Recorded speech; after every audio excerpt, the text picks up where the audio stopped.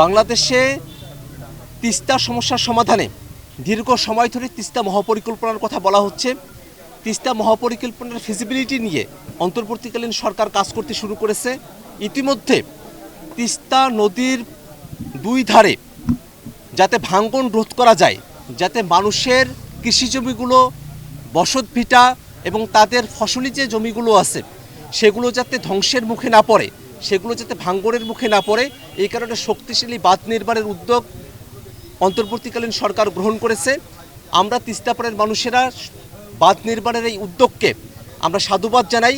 আমরা আশা করব তিস্তার পাড়ে যেমন বাঁধ নির্মাণ করা হচ্ছে, তেমনইভাবে সামগ্রিকভাবে তিস্তা চরাঞ্চলের মানুষের উন্নতির জন্য এখানে শিক্ষা প্রতিষ্ঠান, হাসপাতাল থেকে শুরু করে নিয়ে যোগাযোগ ব্যবস্থার উন্নতি করা এবং তিস্তা নদীকে কেন্দ্র করে শিল্পায়নের উদ্যোগ গ্রহণ করার ক্ষেত্রে সরকার মনোযোগী হবে।